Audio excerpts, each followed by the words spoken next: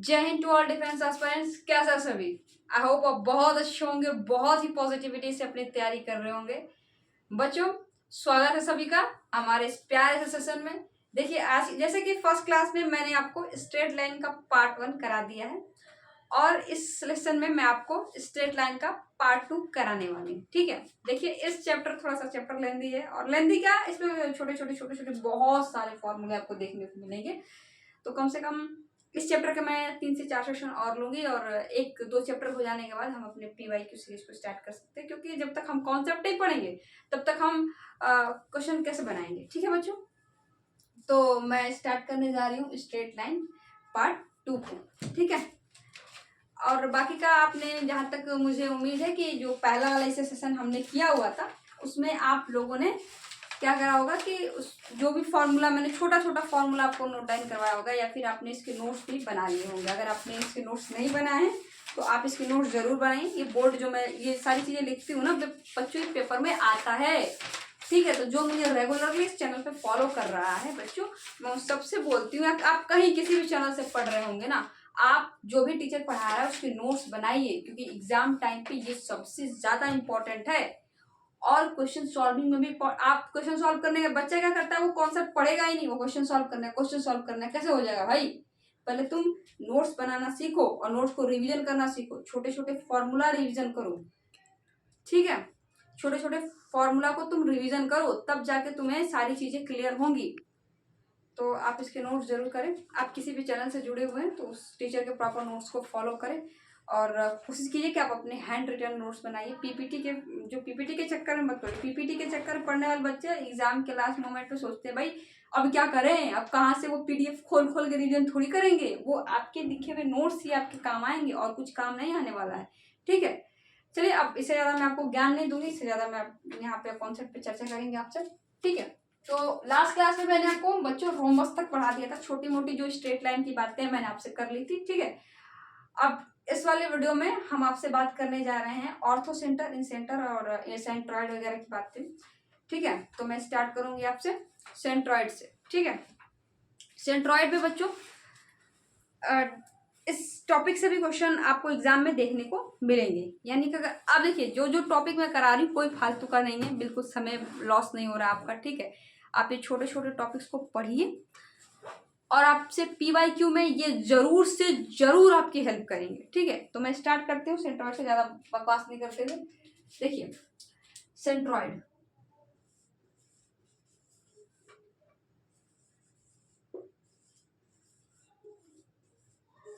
Centroid क्या होता है? एक ट्राइंगल पॉइंट, देखिए यहाँ पे लिख देती हूँ। सेंट्रॉइड क्या होता है? पॉइंट ऑफ इंटरसेक्शन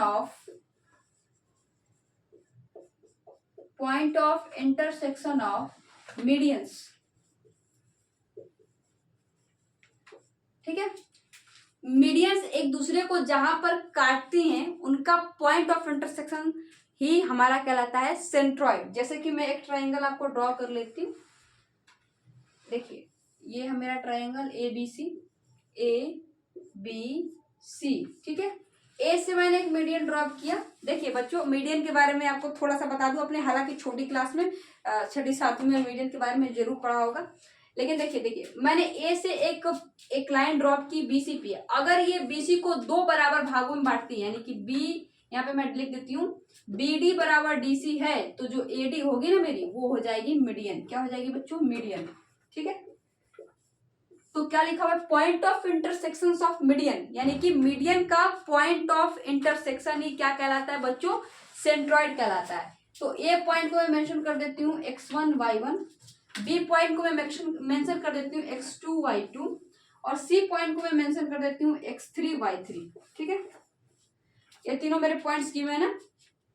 अब मुझे सेंट्रॉइड फाइंड आउट करना है। देखिए सेंट्रॉइड क्या होगा, मैं बी से एक मीडियन ड्रॉप कर देती हूँ, मैं सी से एक और मीडियन यहाँ ड्रॉप कर देती हूँ, और ये जो आपको बीच में दिख रहा है ना, यानी कि इसका मीडियन, इसका मीडियन और इसका मीडियन, जहां तीनों एक दूसरे को कट कर रहे हैं बच्चों, ये है हमारा सेंट्रॉइड। ठीक है, तो मुझे ये सेंट्रॉइड मान, मैं इसको P मान लेती हूँ और ये x, y है। मुझे सेंट्रॉइड फाइंड आउट करना है। तो पेपर में आपसे क्या पूछेगा, ये तीनों वर्टेक्स आपको दिया रहेगा, बताएगा कि आप इसका सेंट्रॉइड बताइए, या फिर इसी सारी चीजों का यूज करके आपसे कुछ नया पूछ लेगा। पेपर में कॉन्सेप्ट कभी नहीं बदलता है, बदलता क्या है, वो क्वेश्चन। वो वही कॉन्सेप्ट यूज करके कोई अलग सा कोई नया सा कॉन्सेप्ट आपसे क्वेश्चन पूछ लेंगे। कॉन्सेप्ट किसी भी एग्जाम में नहीं बदलता, बदलता है तो देखिए एयरफोर्स में भी कॉन्सेप्ट सेम रहेगा, एनडीए में भी सेम रहेगा, जेई मेंस में भी कॉन्सेप्ट। अब ये सेंट्रॉइड का फॉर्मूला थोड़ी बदल जाएगा, सेंट्रॉइड तो सेम ही रहेगा, लेकिन उससे पूछने वाले जो क्वेश्चन होंगे ना वो लेंदी हो जाएंगे। तो मैं यहाँ पे सेंट्रॉइड आपको बता देती हूँ। देखिए सेंट्रॉइड क्या होगा बच्चों, एक्स कॉमा वाई जो है ये x1 plus x2 plus x3, x1 plus x2 plus x3 by 3, और y क्या हो जाएगा, similarly y1 plus y2 plus y3 by 3। ठीक है, ये हो जाएगा हमारा सेंट्रॉइड। ठीक, ये फॉर्मूला आप अपनी कॉपी में नोट डाउन कीजिए, मेरे साथ प्रॉपर नोट्स बनाते चलिए। आप गारंटी के साथ मैं आपसे कह रही हूँ कि आपको एग्जाम में इसका बेनिफिट देखने को मिलेगा। ठीक, तो हम यहाँ पे सेंट्रॉइड की बात कर चुके हैं, सेंट्रॉइड के आगे मैं आपसे बात कर लेती हूँ। ठीक है बच्चों, मैं इसको रफ कर देती हूँ सेंट्रॉइड के बाद से। इसके बाद सेंट्रॉइड मैंने आपको बता दिया। अब मैं बात कर लेती हूँ आपसे ऑर्थो सेंटर की। किसकी बच्चों, ऑर्थो सेंटर। ठीक है, ऑर्थो सेंटर क्या होता है, ऑर्थो सेंटर की बात समझिए। Point of intersection of altitudes. क्या बच्चों, एल्टीट्यूड लिख देती हूँ मैं। Point of intersection of altitude. Altitude क्या होता है, यानी कि परपेंडिकुलर। ठीक है, देखिए मैं एक यहाँ पे आपको ट्राइंगल ड्रॉ करके दिखा देती हूँ। ठीक है, ये मेरा ट्राइंगल ए है, ये ट्राइंगल बी है, ये ट्राइंगल सी है। अब ए से कोई एल्टीट्यूड आप ड्रॉप कीजिए बीसी पे, बी से कोई एल्टीट्यूड ड्रॉप कीजिए आप एसी पे, देखिए, और सी से ड्रॉप कीजिए एबी पे। ठीक है, ये जो पॉइंट ऑफ इंटरसेक्शन है ना, मैं इसको डी मान लेती हूँ, यही है मेरा ऑर्थो सेंटर। क्या है, ऑर्थो सेंटर। देखिए बच्चों, आपसे ये एग्जाम में पूछा नहीं जाएगा, क्योंकि इसको निकालने का जो तरीका है ना, जो फॉर्मूला है ना, वो काफी अजीब सा है, मतलब कि बहुत ज्यादा लेंथी है, तो एग्जाम में कभी डायरेक्ट आपको पूछा नहीं गया होगा। लेकिन एक केस है जिसमें आपको ऑर्थो सेंटर पूछा जा सकता है। देखिए, इन केस ऑफ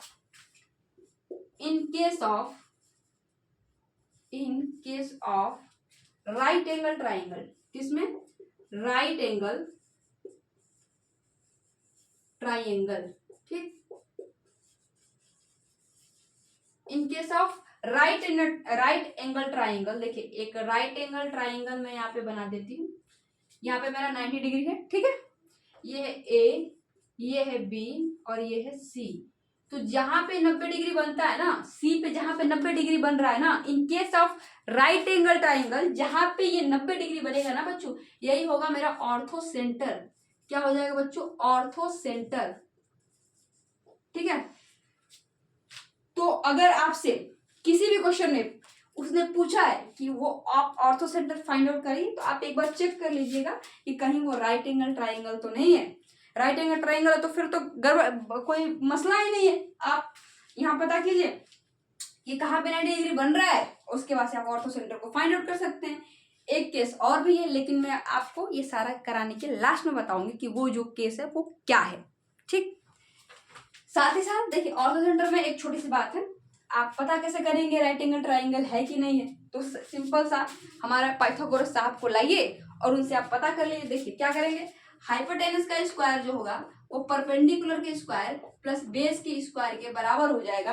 तो हम चेक आउट कर लेंगे कि वो राइट एंगल ट्राइंगल है कि नहीं। एक और तरीका, अगर आपने 11th-12th पढ़ लिया है तो आपको थोड़ा सा वेक्टर का नॉलेज हो, तो आपको पता है कि अगर ए डॉट बी 0 है तो ए और बी क्या है, परपेंडिकुलर। ठीक है, तो आप दो साइड को अगर वेक्टर मान करके दोनों का डॉट करा के आप चेक कर सकते हैं। अगर वो 0 आ गया तो आप इसका मतलब कि क्या है, परपेंडिकुलर है, और परपेंडिकुलर होगा इसका मतलब एक एंगल 90 डिग्री बन गया, तो कंफर्म है कि वो राइट एंगल ट्राइंगल हो रहा है। ठीक है, चलिए मैं इसको रफ कर लेती हूँ। देखिए मैंने रफ कर लिया है। अब मैं आपको सेंट्रॉइड करा चुकी हूँ, ऑर्थो सेंटर करा चुकी हूँ। अब मैं आपसे बात करूंगी इन सेंटर के बारे में, ठीक है। देखिए इन सेंटर क्या होता है, इन सेंटर, इन सेंटर क्या है, देखिए point of intersection of, point of intersection of, intersection of angle bisectors, angle bisectors, ठीक है, जहां पे एंगल बाइसेक्टर्स का पॉइंट ऑफ इंटरसेक्शन हो, ठीक है। अच्छा पॉइंट ऑफ इंटरसेक्शन से आप क्या समझते हैं, देखिए एक लाइन है यहाँ और ये एक आई यहाँ, तो जहां पे एक दूसरे को काट रहे हैं ना, यही है पॉइंट ऑफ इंटरसेक्शन, ठीक है। ठीक, पूरा लिखूंगी नहीं, मतलब कि एक लाइन यहाँ से आ रही है, एक लाइन यहाँ से, जहां से काट रहे हैं ना, पॉइंट ऑफ इंटरसेक्शन, वो पॉइंट जहां पे वो एक दूसरे को क्या कर रहे हैं, इंटरसेक्ट कर रहे हैं, ठीक है।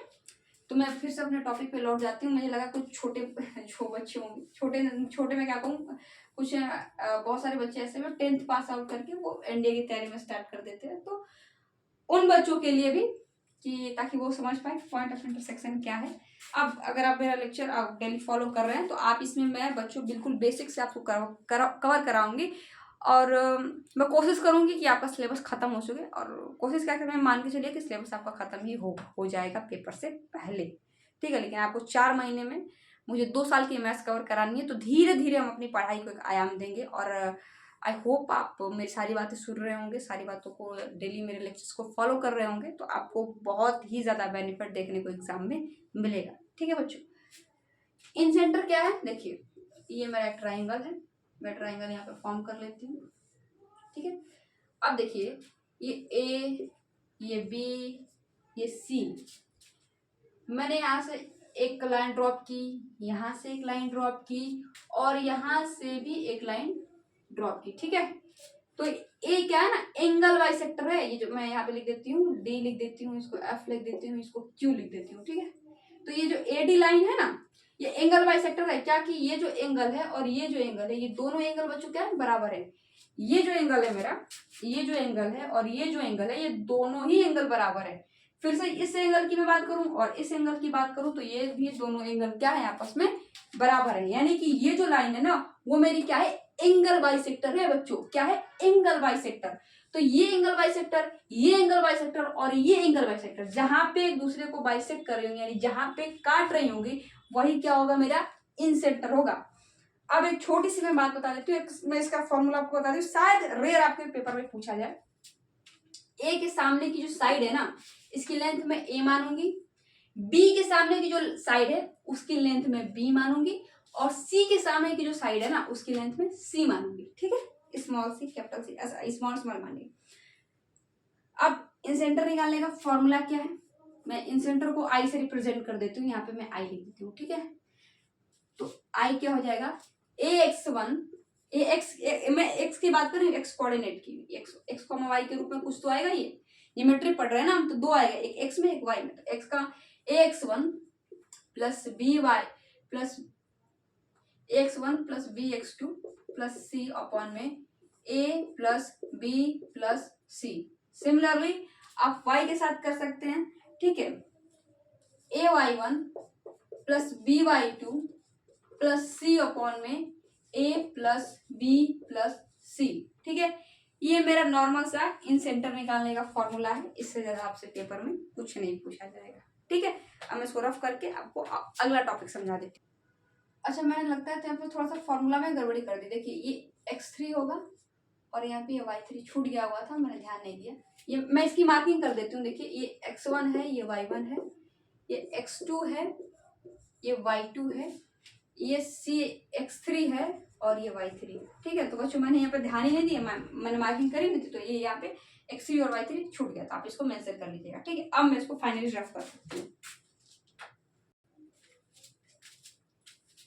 अभी इसके बाद से मैं बात कर लेती हूँ आपसे सर्कम सेंटर के बारे में, ठीक है बच्चों, सर्कम सेंटर, ठीक है। सर्कम सेंटर क्या होता है, ध्यान से सुनिएगा। देखिए यहाँ पे लिख देती हूँ मैं, point of intersection of point of intersection of perpendicular bisectors, ठीक है। Point of intersection of perpendicular bisector, मतलब कि परपेंडिकुलर भी हो और बाइसेक्टर भी हो, ठीक है, उसे हम क्या कहेंगे, सरकम सेंटर। देखिए कैसे, यहाँ पे मैंने एक ट्राइंगल ड्रॉ कर लिया, मैं आपको यहाँ ट्राइंगल के माध्यम से सवाल समझा देती हूँ, ए बी और सी, ठीक है। तो ए से एक लाइन मैंने ड्रॉप की, अब थोड़ा सा तिरछा सा लग रहा है, मैं एक बार और रफ कर लेती हूँ। देखिए हल्का सा तिरछा बन गया है ये ट्राइंगल, ठीक है। देखिएगा ये ट्राइंगल है मेरा, A B C, A B और सी, ठीक है। अब यहाँ से ए से मैंने एक लाइन ड्रॉ की यहाँ पे, तो ये परपेंडिकुलर भी है और बाइसेक्टर भी है। सिमिलरली मैंने बी से ड्रॉ किया, ये परपेंडिकुलर भी होगा और बाइसेक्टर भी होगा। सिमिलरली मैंने एक सी से लाइन ड्रॉप की, वो परपेंडिकुलर भी होगा और बाइसेक्टर भी होगा। तो जहां पर परपेंडिकुलर बाइसेक्टर्स इंटरसेक्ट करते हैं उसे बच्चों कहते हैं हम सरकम सेंटर, ठीक है। पेपर में ये भी आपको निकालने को नहीं आएगा क्योंकि इसके क्वेश्चन काफी लेंथी आते हैं, लेकिन एक केस में आपको बताऊंगी। इन केस ऑफ मैं इसको कुछ लिख देती हूँ, सी में लिख दूँ बच्चों इसको, हाँ सी लिख देती हूँ मैं, ठीक है। तो सी से मैं आपको एक बात बता देती हूँ। देखिए जो ए सी होगा ना, बराबर होगा बीसी के और बराबर होगा, यहाँ पे सी तो पहले से था, डी लिख देती हूँ मैं, यहाँ पे सी तो पहले से था, डी लिख देती हूँ, फिर तो ये पूरा मामला ही खराब हो गया, ठीक है। डी लिख देती हूँ मैं इसको। देखिए जो एडी था वो बराबर होगा बीडी के और बीडी जो बराबर होगा वो डीसी के, यानी कि ये वाले देख रहे हैं ना आप, ये और ये और ये तीनों क्या होंगे, आपस में बराबर होंगे। ये सरकम सेंटर की खासियत है। लेकिन एक स्पेशल केस मैंने कहा मैं आपको बताऊंगी, जैसे कि मैंने पिछले में आपको बताया था, किसमें बताया था बच्चों, ऑर्थो सेंटर में बताया था। अभी सरकम सेंटर चल रहा है, तो in case of right angle triangle, in case of right angle triangle, ठीक है। अगर राइट एंगल ट्राइंगल की बात आती है तो फिर सरकम सेंटर क्या होगा, ध्यान से सुनिएगा। एक मैं राइट एंगल ट्राइंगल बना लेती हूँ, ठीक है। थोड़ा सा गड़बड़ लग रहा है क्या, ये एक राइट एंगल ट्राइंगल में यहाँ पे आपको बना के दिखा देती हूँ, ठीक। देखिए कैसे, लीजिए यहाँ पे ऐसे कीजिए, ऐसे कीजिए, ये प्यारा सा राइट एंगल ट्राइंगल अपना बन गया है, ठीक। ये मेरा 90 डिग्री है, ये ए, ये बी और सी, तो mid point of this A B, ठीक है। क्या होगा, mid point of A B का जो मिड पॉइंट होगा ना, वही होगा, क्या होगा बच्चों, सरकम सेंटर,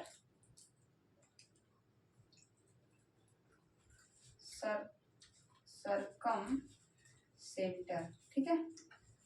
वो क्या होगा, सरकम सेंटर होगा in case of right angle triangle. मतलब कि जो ये हाइपोटेनस है ना, हाइपोटेनस के मिड पॉइंट को ही हम क्या कहते हैं, सरकम सेंटर कहते हैं। किसमें, राइट एंगल ट्राइंगल में। सेम मैंने आपको ऑर्थो सेंटर भी समझाया था। राइट एंगल ट्राइंगल में क्या होगा, जहां पे 90 डिग्री बन रहा होगा वो क्या होगा, वो ऑर्थो सेंटर होगा, और जहां पे मिड पॉइंट का हाइपोटेनस क्या होगा, वो सरकम सेंटर होगा, ठीक है। आई होप आप इस चीज को समझ पाए होंगे।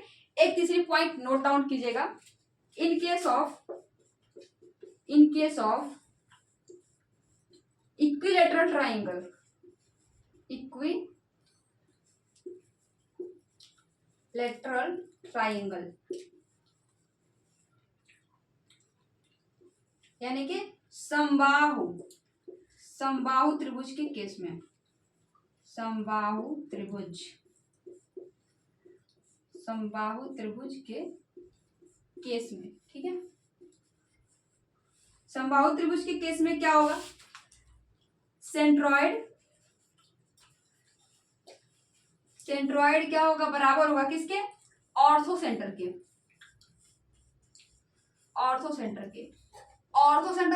और ये किसके बराबर होगा, इन सेंटर के, किसके बराबर होगा, इन सेंटर के, और ये बराबर होगा किसके, सरकम सेंटर के।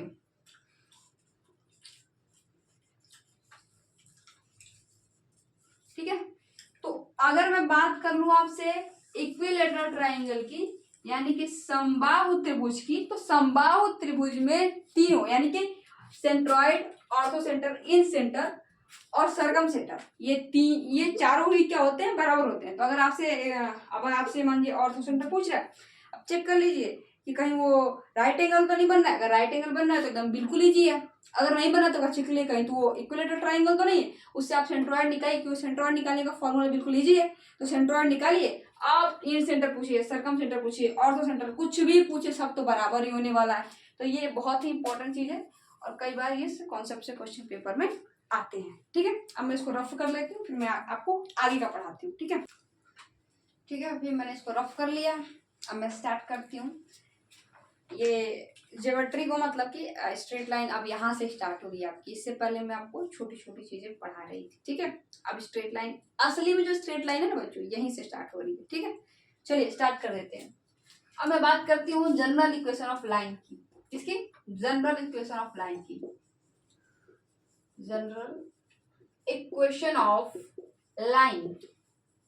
ठीक है, जनरल इक्वेशन ऑफ लाइन क्या है, देखिए एक लाइन, मैं इससे आपकी बात कर लेती हूँ। ठीक है, लाइन को तो पता ही, इधर बढ़ाइए, कोई दिक्कत नहीं है, लेकिन मैं ऐसे बिना बढ़ाए एक छोटा सा मैंने लाइन सेगमेंट ले लिया है। ठीक है, इसकी जनरल इक्वेशन आप हमेशा लाइन को किस फॉर्म में लिखेंगे, या लिखते हैं ax plus by plus c बराबर 0। This is the general form of line या जनरल इक्वेशन ऑफ लाइन। क्या है, ax प्लस by प्लस का c बराबर 0, यही तो फॉर्म है, जनरल फॉर्म है लाइन की। इसमें केस क्या है कि a और b में से, दोनों में से कोई एक नॉन जीरो हो सकता है। ठीक है, सॉरी, कोई एक नॉन जीरो होना चाहिए, a या b में से कोई एक, क्या, a या b में से कोई एक क्या हो, नॉन जीरो हो। अच्छा, सपोज कीजिए, मैंने ऐसा क्यों कहा आपसे, अगर a बराबर 0 हो जाता है, ठीक है, तो कोई मसला नहीं है, by प्लस c बराबर 0, ये तो एक लाइन है ना। अगर मैं कहूँ 5x प्लस 2 बराबर 0, तो ये तो एक लाइन है ना, एक लाइन है, बिल्कुल एक लाइन है, सॉरी ऐसे, हाँ ठीक है, 5y प्लस 2 बराबर 0, ये तो एक लाइन है ना। अगर a 0 हो जाता है तो कोई दिक्कत नहीं, कोई परेशानी नहीं है। सिमिलरली अगर b 0 हो जाए तो, अगर b 0 हो जाए तो b 0 है तो भी कोई लफड़ा नहीं है, बिल्कुल ax प्लस c बराबर 0, ये भी एक लाइन है। लेकिन अगर ये दोनों 0 हो जाए तो तब तो लफड़ा हो जाएगा। कैसे हो जाएगा, देखिए, अगर a भी 0 हो जाए, b भी 0 हो जाए, ये दोनों ही 0 हो जाए तो क्या हो जाएगा, ये भी 0, ये भी 0, c बराबर 0 कौन सी लाइन है, 5 बराबर 0, 5 तो कॉन्स्टेंट है ना, तो ये 5 बराबर 0 ये कौन सी लाइन है, कोई लाइन ही नहीं है। इसीलिए कहा गया है कि ए या बी में से कोई एक, एटलीस्ट कोई एक नॉन जीरो होना चाहिए। ठीक है, चलिए मैं इसको रफ कर लेती हूँ। तो ये रफ हो गया। अब मैं आपसे बात कर लेती हूँ लाइन के इक्वेशन के बारे में, मतलब कुछ छोटा सा एक कॉन्सेप्ट है, देखिएगा ध्यान से, एक कॉन्सेप्ट है छोटा सा, ये स्टार बना देती हूँ मैं, पेपर में आता है। अगर कोई लाइन है, ये एक लाइन है जो पास कर रही है x1 y1 से और x2 y2 से, ठीक है, किसे पास करिए बच्चों, x1 y1 से और x2 y2 से।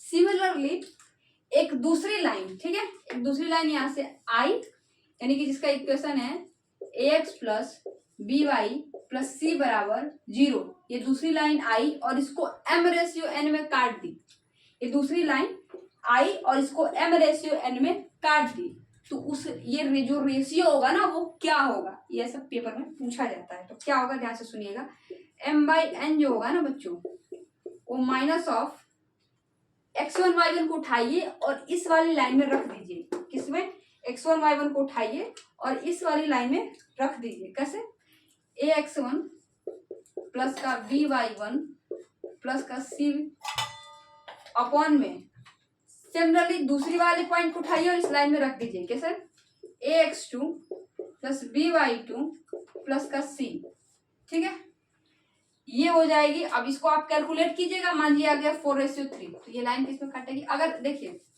साइन की मैं आपसे बात कर लेती हूँ, अगर ये साइन पॉजिटिव आएगा, क्या आएगा? पॉजिटिव आएगा, और ये साइन अगर नेगेटिव आ गया, क्या आ गया बच्चों?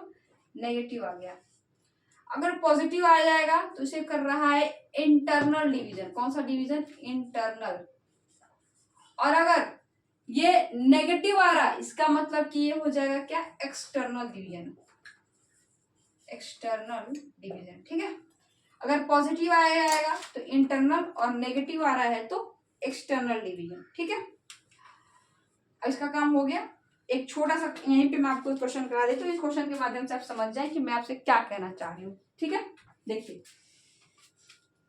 क्वेश्चन क्या कह रहा है, एक लाइन है 3,4। कौन सी लाइन है? मैं एक लाइन ड्रॉ कर लेती हूँ, मैं आपसे नॉर्मल विषय ऐसी बातें कर रही हूँ, सिर्फ नॉर्मल सी। 3,2 एक लाइन है, फिर एक पॉइंट है, और एक पॉइंट मान लीजिए 1,0 मान लेती हूँ मैं, ठीक है। इसे एक लाइन की इक्वेशन क्या दी हुई है? लाइन की इक्वेशन दी हुई है बच्चों 2x प्लस 3y प्लस का 1 बराबर 0, ठीक है। ये लाइन की इक्वेशन है। अब बोल रहा है कि m रेशियो n में डिवाइड कर रही है, तो ये किस रेशियो में डिवाइड कर रही है? m और n की मुझे वैल्यू निकालनी है, ऐसे पेपर में क्वेश्चन आएगा। तो कैसे आएगा? देखिए m/n जो हो जाएगा, क्या हो जाएगा? माइनस पहले हम लगाएंगे, और 3,2 को इस लाइन में रखेंगे, तो जहां जहां x है वहां वहां 3, जहां जहां y है वहां वहां 2, ठीक है। आई होप आप समझे होंगे, जहां जहां x है वहां वहां 3, जहां जहां y है वहां वहां 2। तो देखिए 2 को रखिए, और x की वैल्यू क्या है? 3, तो 3 को रखिए, प्लस का 2 को रखिए, y की वैल्यू क्या है? 3, तो 3 इंटू 2 प्लस का 1 बटे में 1 को रखिए इसमें, तो 2 इंटू 1 प्लस 0 इंटू 3 प्लस का 1, ठीक है। इसको सॉल्व कर लीजिए, देखिए क्या हो जाएगा। 3 दूना के 6, 3 दूना के 6, 6 6 12, 13, और नीचे में आ जाएगा ये 2, और 2 एक क्या हो जाएगा? 3, माइनस में आ रहा है, यानी कि कौन सा डिवीजन बच्चों? External division. और ये 13:3, कौन सी रेशियो? 13:3 में इसको क्या कर रहा है ये लाइन, यानी कि 13:3 में इसको क्या कर रही है? डिवाइड कर रही है। इंटरनल नहीं, एक्सटर्नल, क्योंकि नेगेटिव आ रहा है, ठीक है। तो आई होप इस कॉन्सेप्ट को, पूरा कॉन्सेप्ट अच्छी तरीके से समझ गए होंगे, ठीक है।